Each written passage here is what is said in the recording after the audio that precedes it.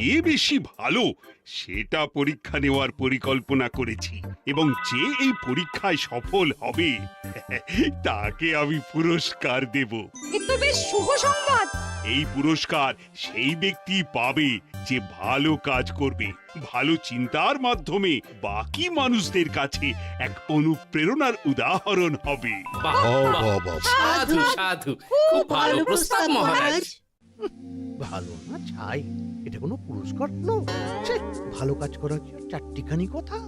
মহারাজ, একটা অনুরোধ ছিল। তোমার আবার কি অনুরোধ? বলছিলাম, এখন আমাকে একটু বেরোতে হবে। আসলে আজ আমার নাতি নাতনিদের দল বাড়ি আসবে অনেক দিন পর, তাই ওই আর কি একটু গল্প আড্ডা খাওয়া দাওয়ার ব্যাপার আছে, এই আর কি। কোথাকার কোন রাজা এলো আমার? যখন ইচ্ছে আসবে, যখন ইচ্ছে যাবে, আর সেগুলো নাকি আমাদের মেনেও নিতে হবে। উফ, মন্ত্রী, এই হিংসুটে পানাগুলো কবে বন্ধ হবে তোমার বলো তো? তুমি যাও তো গোপাল। মানুষের ভালোবাসা পাওয়া, জনপ্রিয় হওয়া এত সহজ নয়। অনেক ধন্যবাদ মহারাজ। আমার তো বেশ গর্ব হয় তোমার জন্য, আর আমি চাই যে গোপাল আরো ভালো কাজ করে সেরা নাগরিক সম্মান পেয়ে এই কৃষ্ণনগরের মুখ আরো উজ্জ্বল করুক। নিশ্চয়ই মহারাজ, চেষ্টা করব। তবে পুরস্কারের কথা ভেবে আমি কোনোদিন কাজ করি না মহারাজ। যেটা আমার ঠিক মনে হয় তাই করি। এবার আমায় অনুমতি দিন, আমি আসি। হুম, বেশ বেশ, যাও যাও।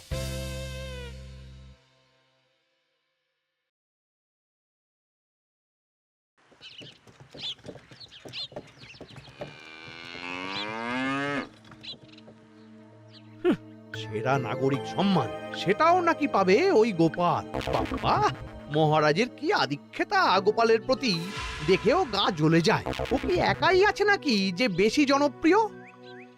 আমিও হব। হ্যাঁ, কি করি? যাই, একটু গোপালের বাড়ি উঁকি মেরে দেখে আসি যে কি এমন মহান কাজ করে।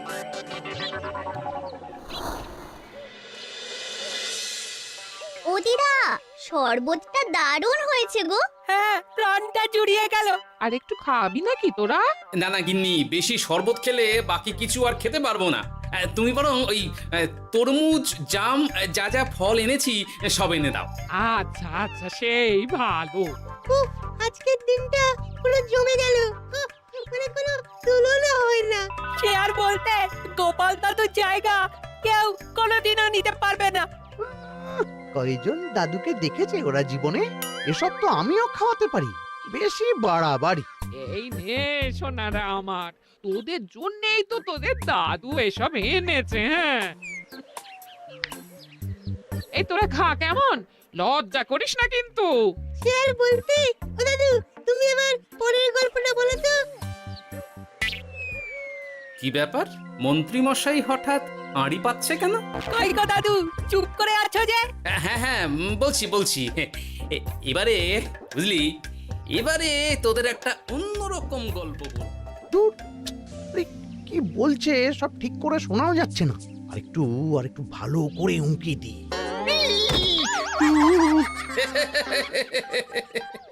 কি মন্ত্রী মশাই, ধরা পড়ে গেলেন তো? ওই জন্যই বলে অতি কৌতূহল ভালো নয়। কিসের কৌতূহল শুনি?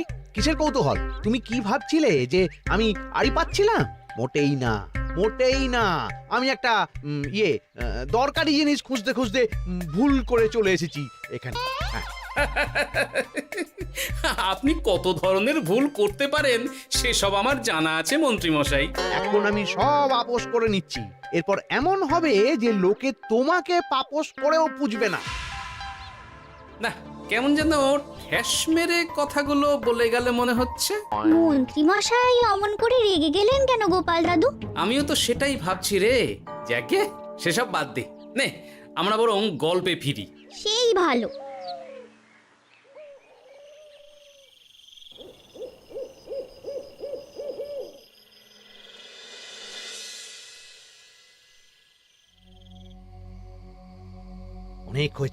অনেক হয়েছে গোপালের গুণগান। এবার থেকে আমিও এমন কিছু করব যাতে আমি গোপালের থেকেও বেশি জনপ্রিয় হই, কিন্তু তার জন্য গোপালের কাজকর্মের ওপর একটু নজর রাখতে হবে।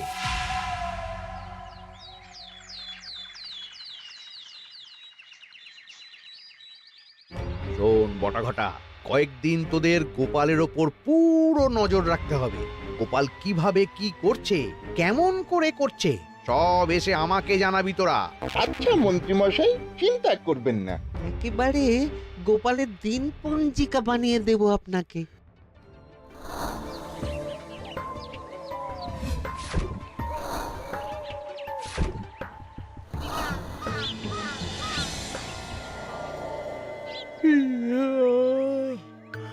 ওহ, দুপুরের ঘুমটাও একটু ঠিক করে ঘুমোতে দিবি না রে তোরা? কি হয়েছে বল। আগে মন্ত্রীমশাই আপনিই তো বলেছিলেন। ঠিক আছে ওহো, বল কি হয়েছে। দেখে যা বুঝলাম গোপাল বড় উদার, পরোপকারীও। সে কাউকে ঠকায় না, আর নিজেও ঠকে না। হ্যাঁ, সবাই তাকে খুব ভালোবাসে। হয়েছে বুঝেছি, এবার থাম তো। গোপাল পরোপকারী? হাহ, এতদিন ও ছিল, কিন্তু এবার আমার পালা।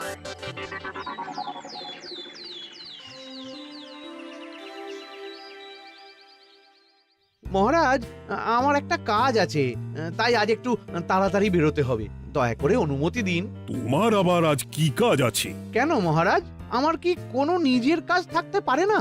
আপনার যদি আমার উপর কোনো সন্দেহ থাকে, তাহলে আপনি নজর রাখতে পারেন। আহা মন্ত্রী, আমি কি সে কথা বলেছি একবারও? তাহলে এটা যদি গোপাল বলতো, তাহলে কি আপনি ওকে এত প্রশ্ন করতেন? এর মধ্যে আবার আমি আসছি কোথা থেকে? দেখছেন তো মহারাজ, কেমন আগ বাড়িয়ে ঝগড়া করতে আসে। ওহো, ঠিক আছে মন্ত্রী, তুমি যাও। ও কি, আবার কি হলো? প্রণাম করছো কেন? এই, ভালো কাজ শুরু করার আগে আপনার আশীর্বাদ নিয়ে নিলাম মহারাজ।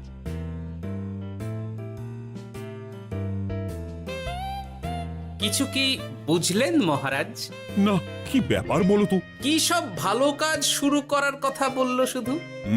সেটাই তো, থেকে থেকে কি যে হয় বুঝি না।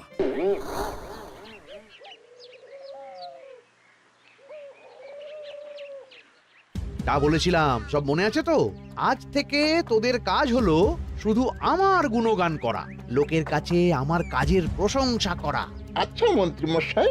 আপনি যেমন বলেছেন ঠিক তেমনটাই হবে।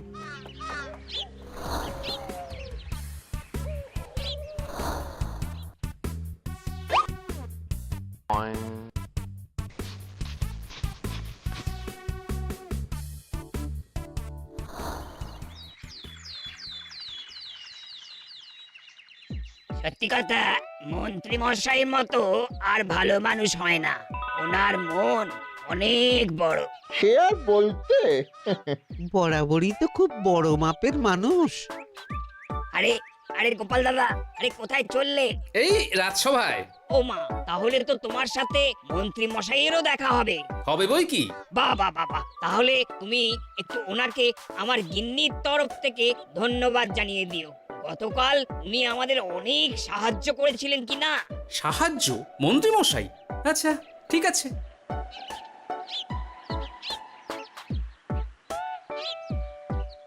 কিরে, কোথায় যাওয়া হচ্ছে সব? আজকাল তো তোদের দেখতেই পাওয়া যায় না। বাড়িতেও গল্প শুনতে আসিস না তোরা। কি করে যাবো বলো তো গোপাল দাদু, সময় হয় না তো। সে কি কথা? খুব চাপ চলছে নাকি? না না, সে কথা নয়। আসলে মন্ত্রী মশাইয়ের বাড়িতে একবার ঢুকলে খাওয়া দাওয়া গল্প খেলা সবকিছু সেরে বেরোতে বেরোতেই অনেক দেরি হয়ে যায়, তাই আর তোমার বাড়িতে যাওয়ার সময় হয় না। মন্ত্রী মশাইয়ের বাড়ি? ও, মন্ত্রী মশাই মনে হয় ভালোই সবার মনে জায়গা করে নিচ্ছে। যাকে ভালো কথা, সবার ভালো হলেই ভালো। তা মন্ত্রী, চারপাশ থেকে তো তোমার নামে বেশ ভালো ভালো কথাই শুনছি। খুব ভালো। এইভাবেই মানুষের পাশে থাকো সব সময়। এখন তো গোপালের থেকেও সবার মুখে তোমার নামই আগে আসে। বেশ হয়েছে, এটাই তো চাইছিলাম। গোপালকে ছাপিয়ে গেল মন্ত্রীর কাজ, সকলের মুখে তাই ওর নাম আজ। ও কি গোপাল, তুমি এত চুপচাপ কেন? সবাই এখন আমায় বেশি ভালোবাসে, এতে কি তোমার কোনো অসুবিধা হচ্ছে গোপাল? অসুবিধা? কি যে বলেন মন্ত্রী মশাই, এটা তো খুব ভালো কথা। তবে কি বলুন তো, মানুষ যত তাড়াতাড়ি মাথায় তোলে, কিছু হলে ঠিক তত তাড়াতাড়ি মাথা থেকে নামিয়ে দেয়। মানে কি বলতে চাইছো? না তেমন কিছু না, ওই নিজের জায়গাটা ধরে রাখাটাই আসল। সত্যি কথা বলেছো গোপাল, এক দুদিনে রাতারাতি কিছু অর্জন করা যায় না। যাই হোক, সভা আজ এখানেই শেষ করলাম। না, এখন আর কারোরই আমাকে প্রয়োজন নেই মনে হয়।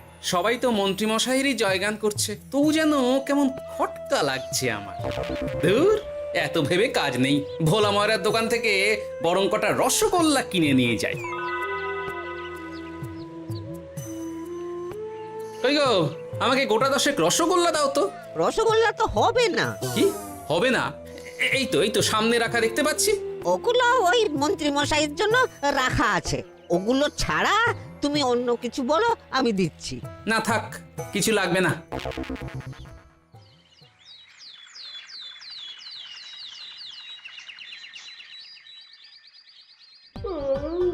ও কি গো, বলি কত বেলা হয়ে গেল, তুমি এখনো রাজসভায় গেলে না? কদিন ধরে দেখছি কিছু হয়েছে, আর তোমার রাজসভায় বলি যেতে ইচ্ছে করে না বুঝি? না না, সেরকম কোনো ব্যাপার নয় গিন্নি। আমি দেরি করে যাই কি তাড়াতাড়ি, কোনো কিছু তো আর কারো জন্য থেমে থাকে না, বলো গিন্নি? মন্ত্রীমশাই তো আছেন, তাহলেই চলবে। এ আবার কেমন কথা? কিছু না, আমি বেরোলাম।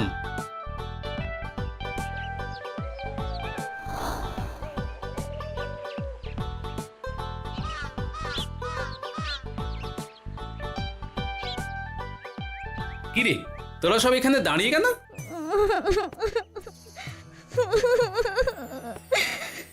আমরা সব পরীক্ষায় শূন্য পেয়েছি, তাই আমাদের শাস্তি দিয়েছে। আসলে আমরা এতদিন কোনো পড়াশোনা করিনি তো বাড়িতে, পুরো সময়টা শুধু ওই মন্ত্রী মশাইয়ের বাড়িতে মজা করে কাটিয়েছি, তাই এমন হয়েছে। তা নিজের ভুলটা যে বুঝতে পেরেছিস এটাই অনেক। এই কারণেই বলে নিজের কাজ নিজেকেই করতে হয়, বুঝলি? এরপর মন দিয়ে পড়াশোনা করবি, সব ঠিক হয়ে যাবে।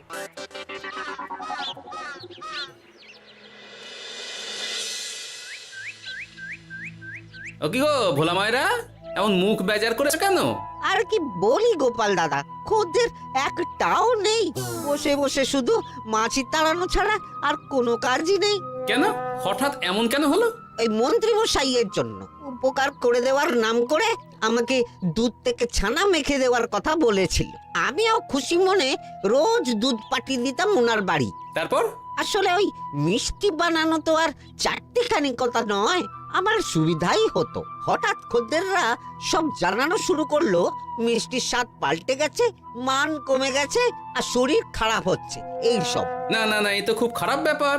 তার জন্যই তো আমি ওই মন্ত্রী মশাইকে উপকার করতে বারণ করে দিলাম। কিন্তু খদ্দেররা তো এখন আর বিশেষ করে আসতে পারছেন না। এখন তুমি ভরসা, এখন তুমি আমায় উপকার করতে পারো। হ্যাঁ বলো না, কি করতে হবে? তোমাকে তো সবাই খুব মানে। তুমি যদি ওই মিষ্টি খেয়ে সবাইকে বলো যে আমার দোকানের মিষ্টি ভালো, তাহলেই একমাত্র ওই আমার আবার বিক্রি শুরু হবে। বেশ।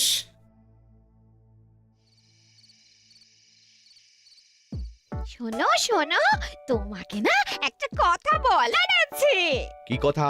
তুমি ভালো মানুষই করছো, তাতে তোমার লাভ, আমার কি লাভ আছে তাতে? মানে তোমার আবার কি চাই? সোনার গয়না, আমার একটা নতুন সোনার হার চাই। হ্যাঁ, না দিলে কিন্তু আমি চলে যাব। ওই দেখো, আচ্ছা ঠিক আছে ঠিক আছে, দেবো। ও মা, তাই? সত্যি তুমি খুব খুব ভালো। আমি তোমাকে যতটা কিপটে ভাবতাম, তুমি ততটাও কিপটে না। না গিন্নি, তোমার গয়না আমি গড়াবো, কিন্তু খরচ আমি করব না। যাকে বলে মাছের তেলে মাছ ভাজা। সে আবার কি করে সম্ভব? তুমি দেখোই না।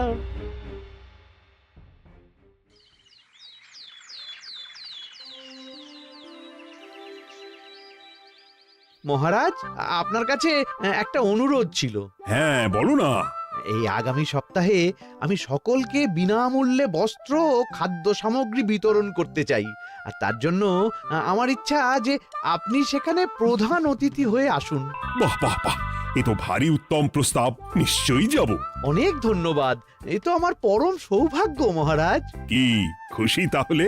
এই আর একটা কথা, মানে বুঝতেই তো পারছেন, অনেক খরচ, তাই অল্প পরিমাণ যদি মোহর মানে আপনার যেটা ভালো মনে হয়। বুঝেছি বুঝেছি, আর বলতে হবে না। আপনি মহান মহারাজ, আজকে বুঝতে পারলাম আপনি সকলকেই সমান চোখে দেখেন। কি হয়েছে গো, তোমরা সকলে এখানে? বড় বিপদে পড়ে এসেছি গো দাদা। কি হয়েছে একটু খুলে বলো দেখি। মন্ত্রী মশাইয়ের অতি উপকারের ঠেলায় আমাদের সকলেরই বড় সমস্যা দেখা দিয়েছে। প্রথম বুঝতে পারিনি, কিন্তু এখন বুঝতে পারছি। দয়া করে কিছু একটা করো গোপাল দাদা। বুঝলাম, ঠিক আছে, আমি দেখি কি করতে পারি। যা বুঝছি, কিছু একটা করে মন্ত্রীমশাইয়ের উপকার থেকে সকলকে বাঁচাতেই হবে। কিন্তু কি করি পেয়েছি উপায়। সামনেই বস্ত্র ও খাদ্য সামগ্রী বিতরণের অনুষ্ঠান করবে বলেছে না?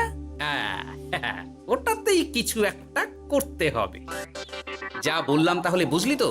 ভালো করে মন্ত্রীর উপর নজর রেখে আমাকে সবটা জানা। হ্যাঁ গোপাল দাদু, কোনো চিন্তা করো না, মন্ত্রী মশাইয়ের আসল রূপ সামনে আসবেই।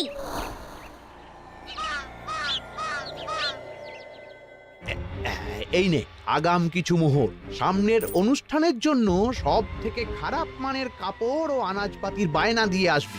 বাকি যেটুকু দাম থাকে সেটা আমি অনুষ্ঠানের দিন দিয়ে দেবো। আচ্ছা মন্ত্রী মশাই। মন্ত্রী মশাইয়ের চালাকিটা একবার দেখলি? বিতরণের নাম করে সব খারাপ জিনিসগুলো বিতরণ করার তালে আছে। খুব ভালো কাজ করেছিস। এখন বরং তোরা যা, আমাকে একটু বেরোতে হবে, বুঝলি? আচ্ছা দাদু।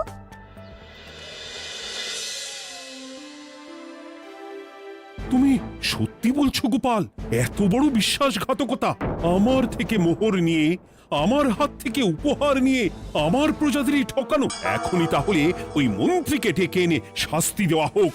না মহারাজ, মন্ত্রী মশাই যে শুধু আপনাকে ঠকিয়েছে তা নয়, মানুষের ভালোবাসারও দাম রাখেনি। সবকিছু সবার সামনে হোক। মন্ত্রী মশাইকে কি করে ফাঁদে ফেলতে হয় সে ব্যবস্থা আমি করে ফেলেছি মহারাজ।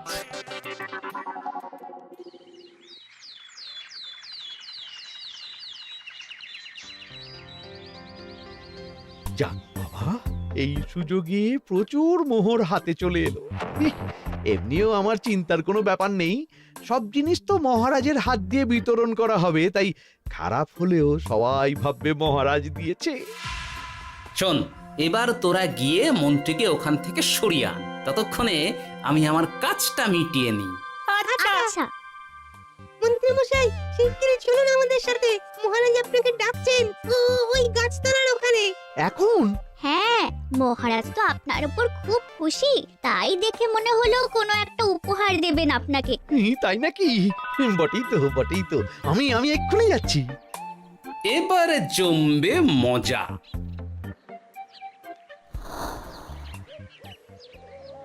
কই দেখি কেউ তো কোথাও নেই। আমাকে যে বললো মহারাজ ডাকছেন, ধুর, আমি বরং মঞ্চেই ফিরে যাই।